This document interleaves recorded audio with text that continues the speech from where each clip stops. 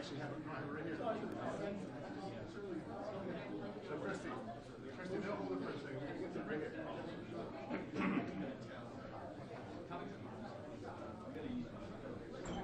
I don't know how many other people got. You can come here. You got people here. They can stand here.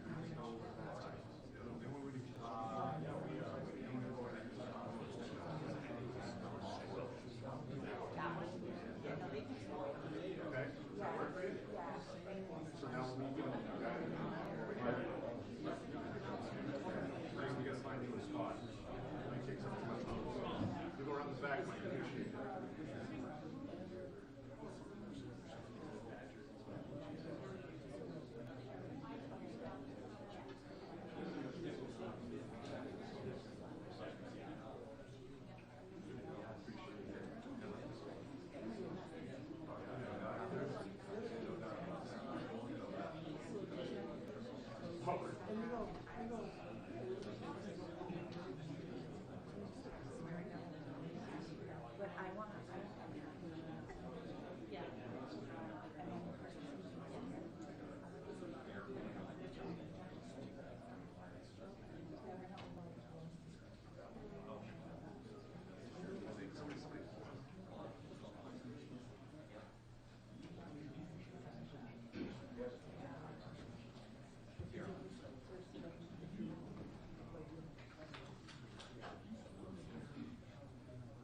Oh, to order these, they're not. Yeah. Hello.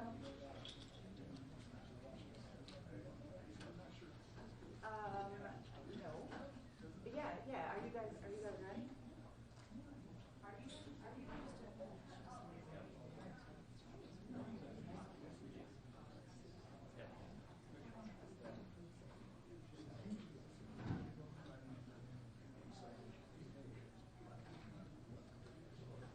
Right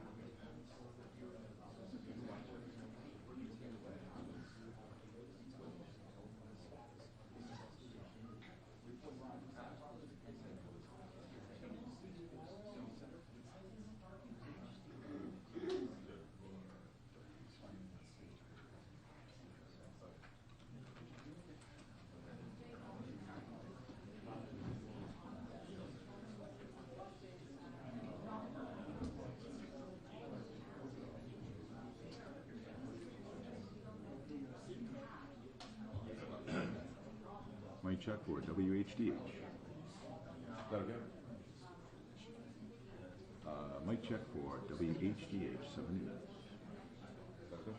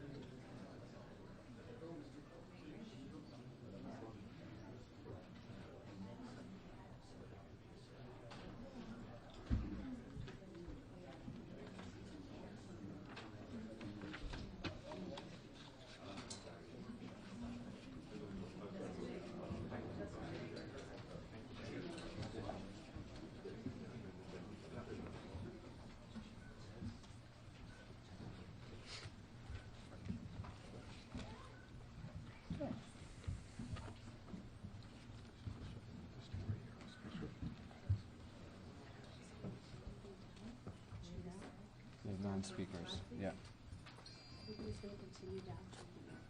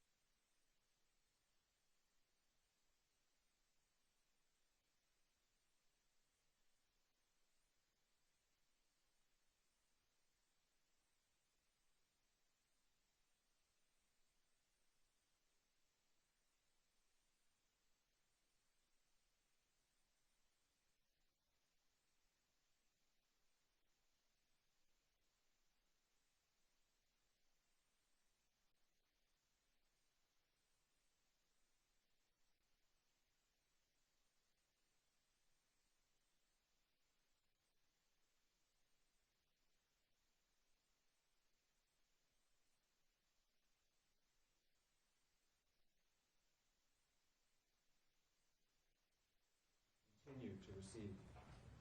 As we announced last night, we would be providing enhanced police coverage throughout the Brown community, throughout the East Side, and really throughout the city of Providence. And what residents and neighbors saw today was exactly that. There was specific enhanced coverage in Fox Point, Wayland Square, on Thayer Street, and on Hope Street, which are the commercial districts in the area. And I want to express the city's profound gratitude to the following departments who provided mutual assistance and additional coverage today.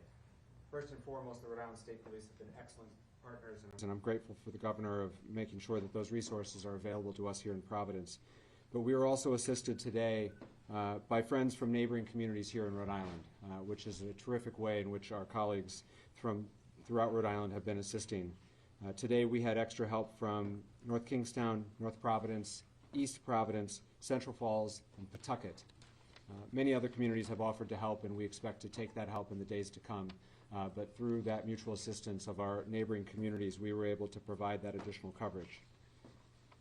Secondly, we were able to provide coverage to our schools today. We did have school here in Providence. I'm glad we had school today in Providence. We'll have school tomorrow in Providence. This is the last week of the semester, and it's important for kids to be in school, and so we're encouraging parents to do what's right for their family. We understand that there are probably difficult conversations happening at the kitchen table right now, but if you're comfortable, you should send your kid to school.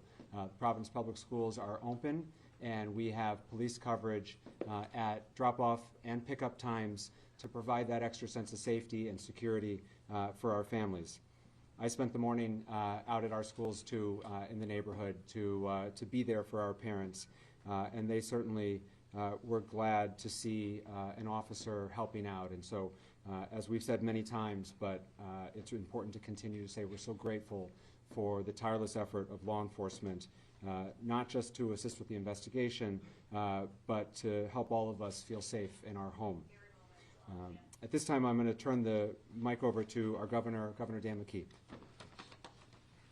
Thanks, Mayor. And just like all of us, we want to see the individual that pulled the trigger on these young kids identified, apprehended, and brought to justice.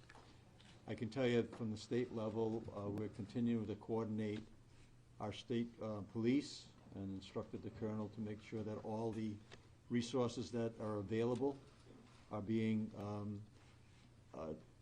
employed through the direction of the mayor, but that partnership is incredibly important.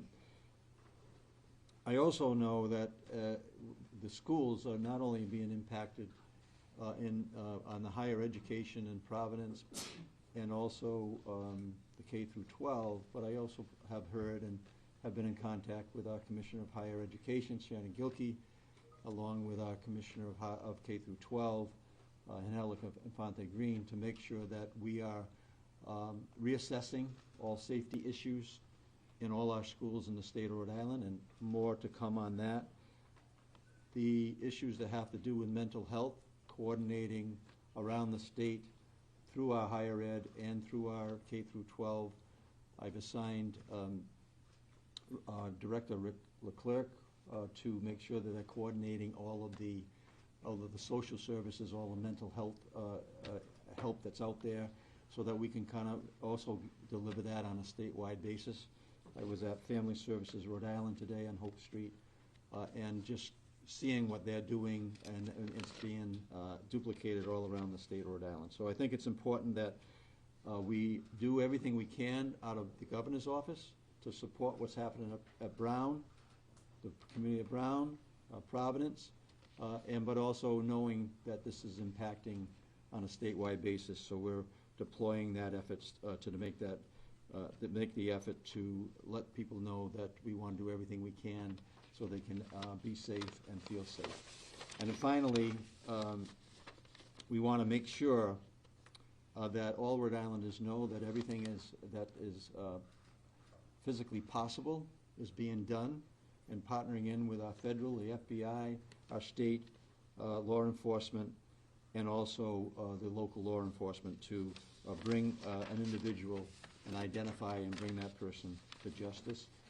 We also have been involved in communicating with the League of Cities and Towns today through Randy Rossi. They've sent out a message to deploy their vehicles, their police vehicles, at the beginning of school day, at the end of the school day, all around the state of Rhode Island to, again, show that we're serious about having people and the families feel safe, and that everything that's being done to make sure that happens on a statewide basis, because this has become a statewide issue that is being impacted families and people throughout the state of Rhode Island.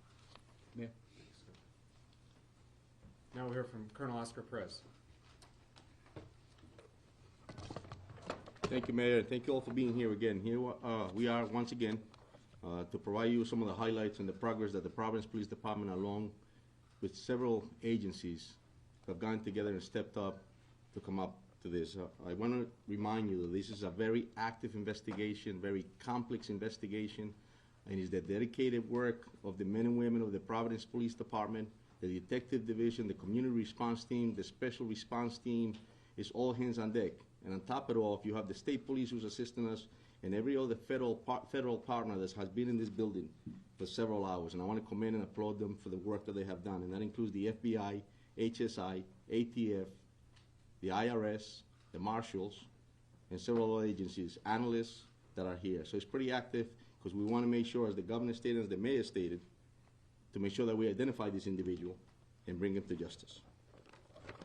Our work that initiated today and continues to initiate for a while since it started. We're at the 49th hour, and there's no one that wants to put this individual in handcuffs than us.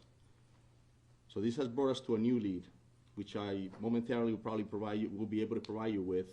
That's going to include video of this individual as well as photos of this individual. We're asking the public for assistance to be able to identify this individual. The photos I will be able to show you are coming from the area of Hope Street near Benevolent and Menin. And those photos and those videos were retrieved around 2 p.m. on Saturday the 13th. And we believe that that's the same individual that we showed you from the previous video that we released. The public is encouraged to use the tip line, which is pretty active. We have a tip line which is staffed with officers from the Providence Police as well as analysts, and they're taking calls as we speak. And we want the public to use that information that they have that may be beneficial to this investigation.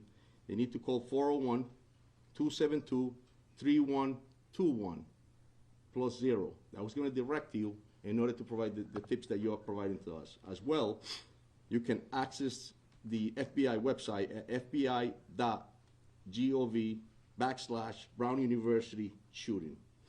Please, I'm going to ask you all to follow our channels to stay appraised of what's going on and to stay accurate.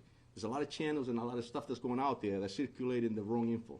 And I told you when I first met you that there's appropriate info, there's accurate info, and it's going to come from us. So I please and plead with you that you access those type of channels. Again, we're asking for the public's assistance in identifying this individual that we're about to show you, and we'll release this video on Twitter, on our Twitter account momentarily. I'm going to turn to the video behind us. I'll be able to show you in 2 seconds. Officer Mangan, if you can just activate put the videos up. So this is the first video that we're showing you. This is the individual walking. It's on that side on the sidewalk of Benevolent.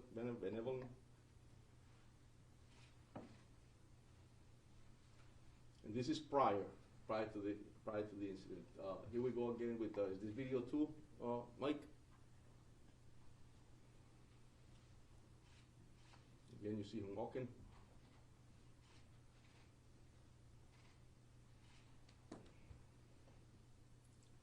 Move on to the third video.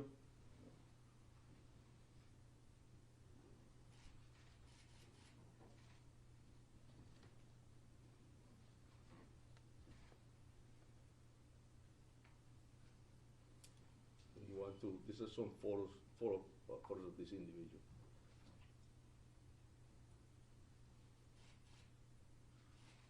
And they will all be time-stamped.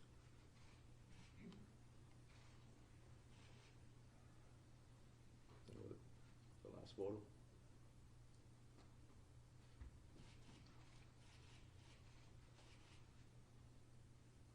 Thank you. So we'll be providing this as well, and I ask you all to please make sure you all put them up, and then anybody in the public that has any info about this individual, we ask that you call our tip line, and we'll also have the numbers in the website listed. Mayor? Thank you, Colonel. The last speaker today will be Special Agent in Charge from the FBI, Ted Dox. Well, thank you, Mayor, and good evening, everyone. My name is Ted Dox. I'm the Special Agent in Charge of FBI Boston. We know there's a lot of public concern about the horrific mass shooting at Brown University on Saturday, and rightfully so. I can assure you that law enforcement team standing before you today has been working around the clock, 24/7, to ensure justice is fully served. While we mourn the devastating loss of the victims and those who are critically injured, the FBI and its partners are dedicated to honoring their memory through a meticulous investigation. Tonight, as Colonel Perez stated, we are renewing our call for the public's assistance in seeking any and all information about the shooter. No amount of information is too small or irrelevant. We are also here to announce the FBI is now offering a reward of $50,000 for information that can lead to the identification, the arrest, and the conviction of the individual responsible, who we believe to be armed and dangerous. We're asking everyone in Rhode Island and beyond to review the new images of the suspect, share them on social media, and come forward if you have any information. You can contact the FBI at 1-800-CALL-FBI or the tips provided by the police department at 401-272-3121, or you can also provide tips electronically and submit it to tips.fbi.gov. We're also doubling down on our efforts to obtain images and video of the shooter. Those can be submitted online at fbi.gov/Brown University shooting. Our agents and analysts are fully embedded with our law enforcement partners, including the Providence and Rhode Island State Police. We are tracking down leads, canvassing neighborhoods, and developing intelligence. And right now, our evidence response teams remain on campus processing the scene. And folks from our lab from Quantico are documenting the trajectories of the bullets to reconstruct the scene. It's painstaking work, and we are asking the public to be patient as we continue to run down every lead so we can get victims, survivors, and their families, and all of you the answers you deserve. Thank you. Mayor, can you tell Chief Costa to say a statement in Spanish, please, for Spanish media? Yes. Gracias, sí, verdaderamente estamos acá esta noche para demostrarles los highlights del progreso que hemos hecho en el departamento, y quiero identificar que es una colaboración del Departamento de la Policía de Providence, el personal de este departamento, también incluye las policías del Estado, obviamente los federales, partners de nosotros, como el FBI, el HSI, el ATF, el IRS y también la oficina de los marshals también están incluidos. Acabamos de mostrar 3 videos los cuales depictan lo que es esta persona que estamos buscando, y le pedimos al público que verdaderamente, si ven estas imágenes y lo conocen a la persona, que llamen a los números que le acabamos de dar, y te los puedo dar cuando terminemos acá, para que ellos nos den esa información y así nosotros tener la posibilidad de identificar a esta persona y traerlo a la justicia. Mr. Attorney General, with these new images that are being Dan, go ahead. released, Hi, Mayor Dan Shady from NBC 10. I just want to ask a question. These videos and images were actually very good that you just showed. They were from the day before, and I'm just wondering, why didn't we release these a little bit earlier? Did you just get them today? And can you explain? Because that's going to be a question from Of you. course, and that's a great question, Dan, and I'll tell you that it takes time. I've mentioned it before that investigations are very complex. And when you're doing canvassing areas or when you're developing evidence, sometimes you get directed to another direction, and then that's what makes you go back to certain areas and continue to investigate. Here we are at the 49th hour, but I got to commend the dedication and professionalism of all of us that I mentioned earlier, because it's that passion to bring someone to justice that led us to get this info that we got today to be able to provide to you. Mr. Attorney General, with these images and photos, One second. with these images and videos, are you all going to distribute them so the media can distribute them? 100%. And then you are, and then. Yes. Mr. Attorney General, yesterday you made it clear we didn't have an image of this person's face. Now these images show we do have this person's face. Is this going to be key in solving this case, which you seem very dedicated in doing? Yeah, look, I think, as I've said multiple times today, that these investigations are like threads that you pull on a garment, and some of them you pull and the garment doesn't open up, and other ones you pull and the garment comes undone. I think when you go out and get a better image of the person's face, that can only help the public, help us identify this person and confirm that they're the right person when that time comes. The prosecutors today have been working with the law enforcement agents and police officers to advance this this investigation, and I would describe today's work as making steady progress to identifying the person that we saw in the video that was released yesterday. And the sooner we can identify that person, the sooner we can, I think, blow this case open. But that's work that has to happen in the next 24 to 36 hours. Mayor, I don't led you to believe that there was no further threat to the community today. You mentioned yesterday that there was no additional evidence. Can you just expand upon that? Yeah, it's the same. It's the same as yesterday, which is ever since 4:05 on Saturday, which was when the first call came into Brown. There's been no new, credible, specific threat anywhere in the Providence community having anything. There was no threats made prior to the shooting, so how can people feel safe with that information? The way in which we are trying to reassure our residents is through a noted, visible police presence throughout the community. It is going to be hard for my city to feel safe going forward. This has shaken us. That will be true tomorrow. I suspect that'll be true the day after the general convicts someone. This is a process to restore a sense of safety. But we're going to take those step at a time. And the first step in what we're trying to provide today, in which we did well with the assistance of our neighbors, and we're grateful for it, is a noted, visible police presence to provide some confidence for families that are taking their kids to school, people who have to get to work a shift. You know, I spent lunchtime today walking down Thayer Street, and for our guests, Thayer Street is the commercial district right adjacent to campus. And I talked to one of the women at Antonio's, which some of you know is a pizza by the slice joint, and she said, I didn't want to come to work today, but I needed to work. I needed to take the shift, and that's a very real thing happening in our community right now. But she noticed, and she appreciated the fact that there were patrolmen walking up and down Thayer Street. It made her feel a little bit better. And when she comes to work tomorrow, I hope she feels a little bit better after that. That's where we are right now in terms of restoring a sense of safety to the community. And that's what we're going to continue to try to do. Mr. Mayor, just on a motive by Bill, go ahead.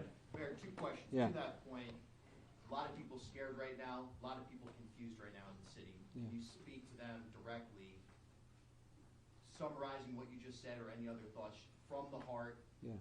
Your take right now, is Providence safe? Yeah. Providence remains a very safe city, and Providence receives really the best law enforcement, I believe, in the country. And today, especially at this moment, it's being augmented by great professionals of other Rhode Islanders, the state police, and others, and our federal partners. But my sense of the community right now is that this is starting to get very real and very personal. And I heard that today. I heard that last night at the vigil. We're all 2 degrees of separation from one another. And now people are starting to share stories with one another of, oh, my neighbor was nearby, and oh, my friend's kid was supposed to go to that review session but didn't. I'm starting to hear those stories, and I think all the Rhode Islanders in the room are starting to hear those stories. I heard that story again today with one of our customers is one of the teachers. And so it's starting to get very personal for our community, which is hard. And that's, I think, where we are sort of emotionally in the process. But we're here from one another. That's the scary side. The upside is that this is a tight-knit community that looks out for one another. The governor was there. All the officials who were up here with me tonight were with us at Lippert Park last night. It was 10 degrees. It was loosely organized, and yet hundreds of people came out because they wanted to be with one another. They were hugging their neighbors. They were crying. And they were offering each other support. So this community will heal from this. We will move forward. But that doesn't make light of, and I'm certainly not making light of, the fear and anxiety that persists. But the only way we're going to move forward through it is one step at a time, and today's one of those steps. Mr. Mayor, just real quick on Barb. coordination. Go ahead. The Colonel, Yeah. do you have any idea what kind of firearm was used in this shooting? And do you know how many rounds were fired? Do you have any details of that nature? It was several rounds, and it was a small caliber, actually 9mm firearm was used, and it was several rounds into it. And obviously, as we all know, the casualties and the injured people, it's just terrible. So yes. Colonel, I have two questions. Yes. Who's the lead investigator on this now? And secondly, what do you believe that a person of interest was doing in that video and those pictures that you obtained? Yeah, so the first question, the lead is, obviously we're taking the lead, but we couldn't do this job without the assistance, as I mentioned, and collaboration of all the different agencies and municipalities. This is a team effort. This is important to us. As the mayor stated, it has shocked the city, and a lot of people are concerned. So this is an effort to put handcuffs on somebody, and it takes a whole team to do that. My second question is, what do you think he was doing? Was he staking out the area? Because this was the day before the shootings, correct? Correct. And so, that's it. So hours before, days So before. it was a few hours before, and I'll tell you that at this point, that's all we have. So it was a few hours before what he was doing. We'll be able to find out further once we come to investigate. Go ahead. Go ahead, John. Go ahead, John. John DePietro, Road Patrol Live. Can you talk about, is it unusual to change the direction of an investigation as it's going on? That's a great question, John. I think that, all detectives throughout this nation and in the world understand that when you're investigating a case, it takes different paths. You start somewhere, you start here, and all of a sudden, something else pops off, and you're going in a different direction. And that's what happens. It's complex. And at the end of the day, you have to investigate. You have to pull every rock. You have to look at every video. You have to examine evidence. You have to check ballistics. It just takes a lot of work. You have to interview witnesses, and sometimes that takes you to a whole different path. And as a police officer and a detective, you have to make sure that you don't get into the tunnel vision in order to be able to get the right answer. So yeah, they do change. Go ahead, Steph. Go ahead, Steph. Concerned that the more time passes, it'll be harder to make an arrest? I'll tell you, every minute Days. Every minute counts, but what doesn't stop is the dedication and professionalism of this department as well as our partners. Colonel, the video that you're showing us, Colonel, the video. Staff. Believe that any of the victims, whether the victims who died or the others, were targeted by this shooter, or that he was just shooting randomly indiscriminately? That's all part of the investigation, Steph. Yeah, so we'll continue to investigate further. Thank you. Can you also explain, the FBI today was searching in the bushes and kicking around the snow, or moving the snow on Waterman Street. We have known since Saturday that the potential suspect walked down Waterman Street. It was in the first video. Why would you be now looking in the bushes for something on Waterman Street 2 days later after it had snowed? So I just answered John the same question on how investigations, they turn and lead you in a different direction. We might have used all our energies in the first few days to investigate something, and here we are now heading back to that same place to continue to investigate, and that's why you saw that, because the investigations change on a daily basis. On the travel of the 911 call or emergency calls that came in, when the first 911 calls to come in, were those dispatched by Brown University Police or Providence Police? It was dispatched by the 911 center, and yes, we responded immediately within minutes. You saw the Providence police cruiser pulling up. So Providence has been the lead investigator on this from the beginning? That's correct. Patrick, have you received any leads or indication on whether this was personally motivated, political, or otherwise? Are there any threats to Brown that they have turned over that would give us an indication of why this might happen? It's a great question, and that's something that we're all asking ourselves, and we'll continue to investigate to be able to get that answer. Colonel, in front here. Do you have reason to believe that this person is no longer in the community? Because can you continue to try to reassure the public that they are safe, but you also just said that this person you believe is armed and dangerous, so how can both be true? Well, yeah, right, and that's something that's unknown, but like the mayor stated, I'll tell you that we have enhanced enforcement in that area. We have, Steph stated earlier, we have a lot of officers in the area, so in that sense, it's going to be safe. But however, as well, I just want to remind the community that our priority in law enforcement and in the city is to keep our constituents safe, keep them informed, and to keep them committed to understand that we're a professional, we're dedicated, we're going to put somebody in handcuffs, and we're going to continue to do this job. So I want to know. Reason to believe that they are no longer in this community? That's something that we're continuing to investigate. Colonel Perez, just real quick, Tom Quinlan, WPRO.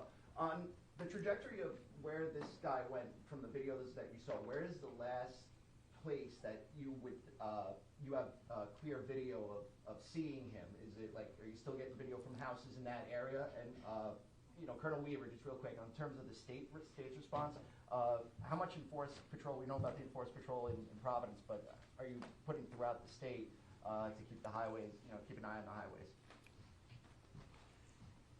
We have increased our patrols throughout the state, and we will respond accordingly to any requests for additional assistance. This is a collaborative effort, not only from our uniform division, but also our detective bureau is embedded here with Providence and our federal partners, and we will not stop until we find out who the suspect is and bring them to justice. In some other instances, suspects. I just want to clarify something, because it seems that we're a little confused as far as the video itself. It says 2 p.m. It was the day off, 2 hours prior. So where 2 p.m. So where's yes. the last house that you actually have video Let me just finish with the. Go ahead. Thanks, Tim. Where's the last video that you actually have video from in that It's area? it's in the vicinity of Hope Street, between Benevolent and Manning Is Street. that, and that's before the shooting? That's correct. Yes. 2 hours, right? Yeah, 2 hours prior. Yes. My turn. Dan, Tom, this video that you just released, more than anything, is key to wrapping to this case, okay? We have a closer picture of his face, we have a closer picture of his body. Based on that and witness interviews, do you have a new description of the person of interest now? Because you look like a guy just walking around, the neighborhood. Is there a new description you can give us of? There is, and it will be on that poster that we're going to be releasing on the images, and the height, weight, and things of that nature are all posted on that poster. Colonel, it's something that we're investigating there. Colonel, in other manhunt instances, Dime. Sí. El nombre, la fotografía y hasta la casa de la persona de interés que estaba bajo custodia. Sí. Si quiere responde esta pregunta en los dos idiomas. Sí. Hoy habían algunos medios haciéndose eco de que había una segunda persona de interés en custodia. Este no es el caso porque no he escuchado absolutamente nada en esta conferencia que se refiera a eso. ¿Me puede usted decir cuánto o cómo están manejando ustedes la información dentro del departamento y cómo se está filtrando a la prensa? Claro. Porque esto crea confusión, obviamente. Sí, sí. So the gentleman just asked a question about how information is getting filtered into the community and out from us. And the question was that past few days, an individual was identified and was detained, and he was a person of interest. We had him here. He's asking, how does that get out to the media? How does that happen? My answer to that is I have no control over what's being released or circulated in the media, speculations that occur. What we can control is what we give you here, and as I was speaking earlier, that's why it's important for you to get the information from us. So, mi respuesta que le hago es, lo que pasa es que no me doy cuenta cómo se filtra esa información a los medios de comunicación. Es importante que la comunicación venga de nosotros y no de otras partes. Es muy importantísimo porque si hace circular en otros momentos, van a especular. Ahora, he also asked, a second question that he asked was that there was information out there that we had a person in custody of interest, a second person. And that's not true, that's incorrect, and I don't know how that's circulating in speculation. So my answer to him is that, no, eso es mentira, hasta el momento no tenemos otra persona en custodia, lo único que tenemos es lo que acabamos de informar. Chris, go ahead, Chris. There appeared to be an issue with 311 services during Saturday's incident. A lot of neighbors couldn't get notification what issues were going on there, and has that since been resolved? Yeah, so residents in the city of Providence were notified in multiple ways, and certainly through all of your outlets, all official City of Providence social media outlets, Twitter, Facebook, Instagram, and we pushed out a 311 notice. If you are not, the 311 notification system in the City of Providence, you have to sign up for it in order to receive it. And so 311 notifications did go out. If you are a resident of the City of Providence and you are not receiving 311 notifications, we urge you to please sign up. You can do so at the city's website. 311 notices have continued to go out throughout this entire incident, including up as recently as today, this afternoon, to clarify a false report with regard to a report of shots fired, which was found to be unfounded. We sent out a push notification through 311 to reassure people because in this day and age, there's a lot of misinformation. A lot of people are getting reports through non-official channels and are getting anxious as a result of it. And so 311 notifications are working fine, but you have to register for it. And you have to opt in for text messages. If anyone needs assistance for how to sign up for 311, if you are not tech savvy or if you are having problems, you can call the phone number 311, and we have staff available who will help register you. For all of our community, please know that there are always bilingual individuals to take those phone calls. Colonel Perez, are you working with neighboring states? Mr. Attorney General, you were on CNN this morning talking about the person that you spoke, the person of interest from yesterday was cleared. We have not heard that here today. Can you talk about, is that person of interest still here in the state? Who was he? Was he from Wisconsin? Just, Yeah, I think, as I said last night, for those of you who were here, I thought it was really unfortunate that this person's name was leaked by somebody. Is he cleared? Well, let me finish my answer. Excuse me? Why you finish the answer? You just answered his question. No, I haven't finished it yet, Ronaldo. So I'm going to finish it. So the person who was held, it was unfortunate that his name got leaked, because it's one of the reasons why we use words carefully.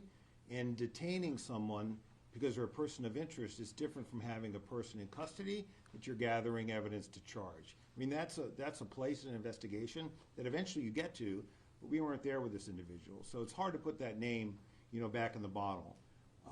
He has been cleared. He is not a person of interest any longer. The investigation is now focused in another direction. But I want to clarify something the chief said. That doesn't mean that while part of the team was focused on him, other leads weren't being followed up on. What's critical here is that we reconstruct, and the police know this, our prosecutors are working with them. It's critical that we reconstruct this man's movements, both before and afterwards. My hope is that we will eventually have that pattern. But when you ask staff why are they looking in particular areas, where he was and what his movements are developing as we obtain additional evidence.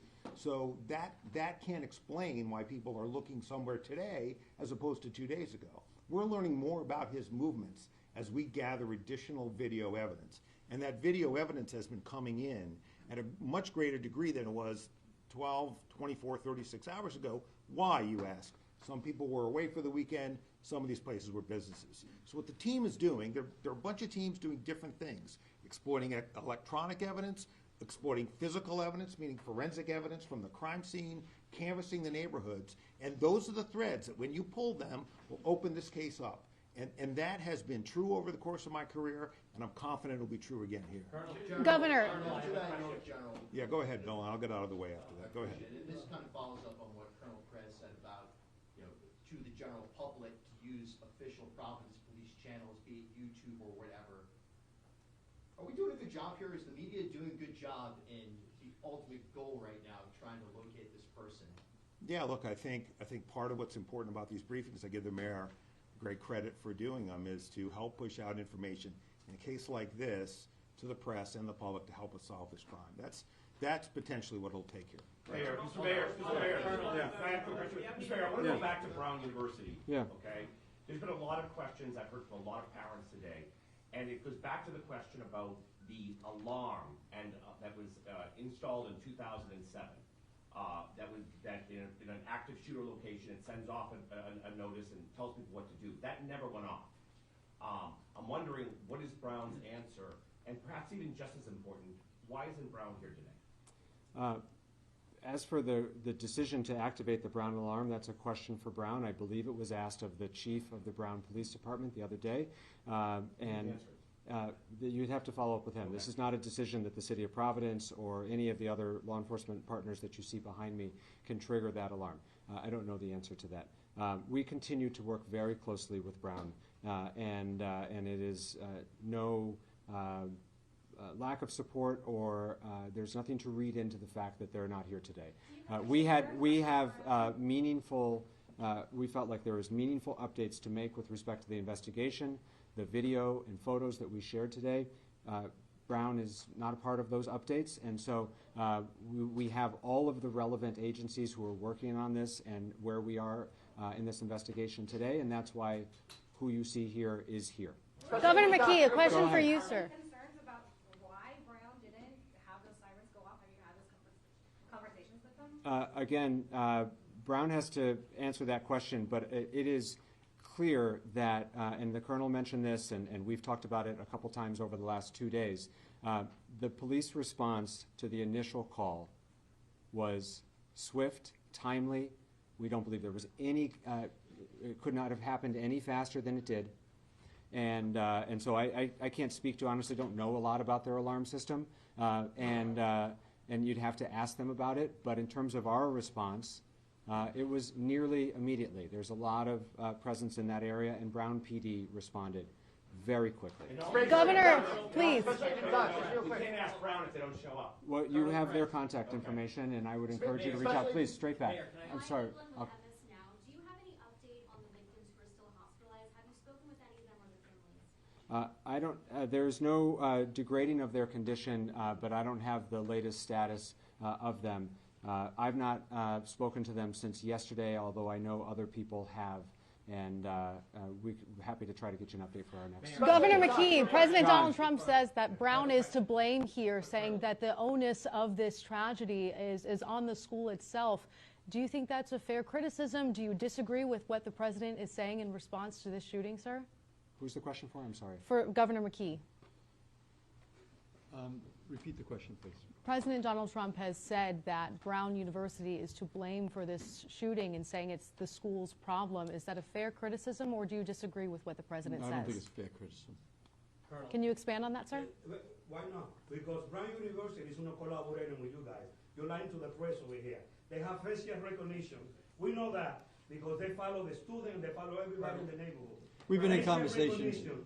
They need to release that data to everybody know who the guy in the video. We got the video Saturday. Why you guys release the video today? I think I answered the question. All right, guys, listen, John, please, just for a second. A couple things. First of all, Brown University and Brown Public Safety, Brown Police Department has been a close collaborator throughout this process. I do not accept that criticism. Oh, come on. We know that. Secondly, everyone you see behind us, we've all been working for now 49 hours. We're tired. We're serious about the task at hand. I know all of you have been working very hard, and I suspect all of you are just as tired. The press has been a great partner in pushing out relevant, factual, timely information, and we are grateful for that.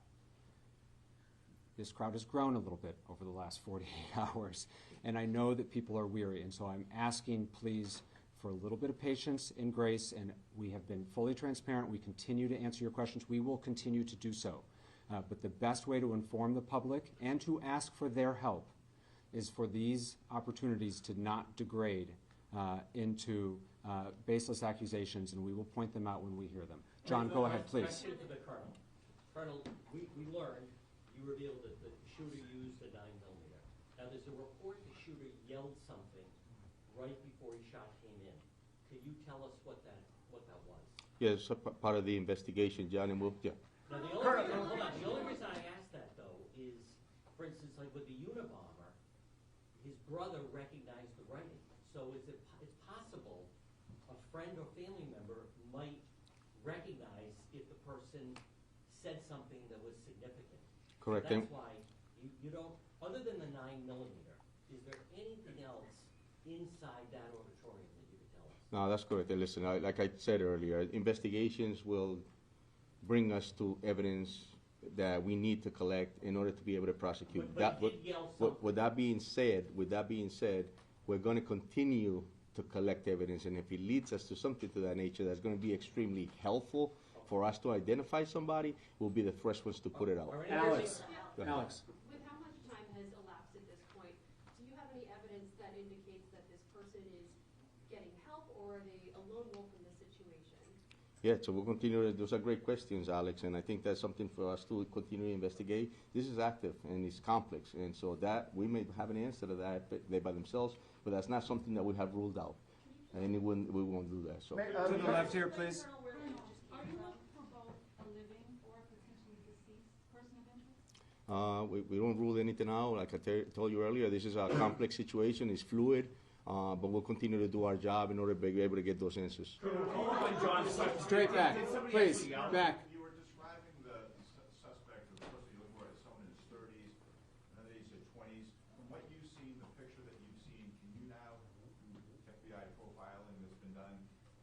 better age, and whether or not he has any connection at this point, 49 hours later, to that classroom, that lecture hall, and to the Brown University campus. Can you say that lecture hall was targeted? Because he didn't, we saw the video of him going around the neighborhood that you just showed us, but he didn't go anywhere else into that campus. So can you say that that classroom was targeted?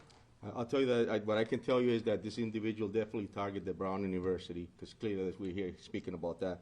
And I can also tell you that obviously it's something that we're looking into as far as if there's anything else that he was targeting, but it's all open. Was there another question to that part? I asked you about the approximate age, because Yeah. this is the first time we're seeing his face. And just like with the marathon Yes. bombers, when the authorities finally put those pictures out, Yes. within hours, Yes.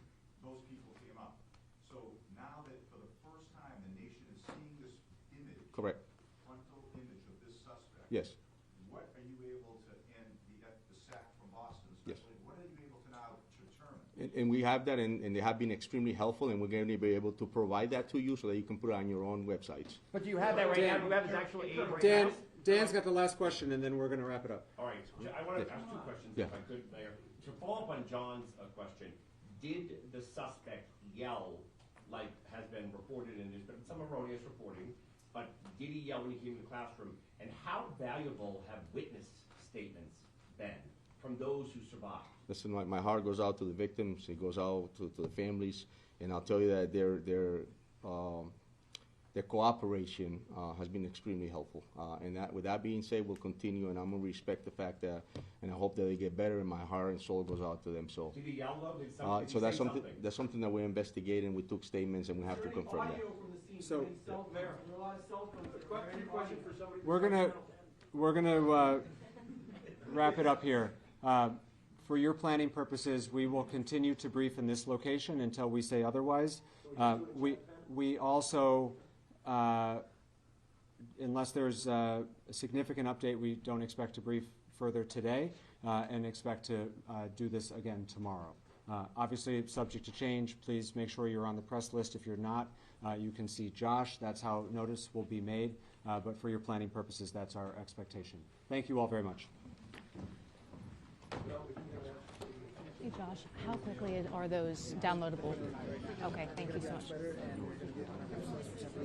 Yep, and those are going to be downloadable? Perfect, thank you so much.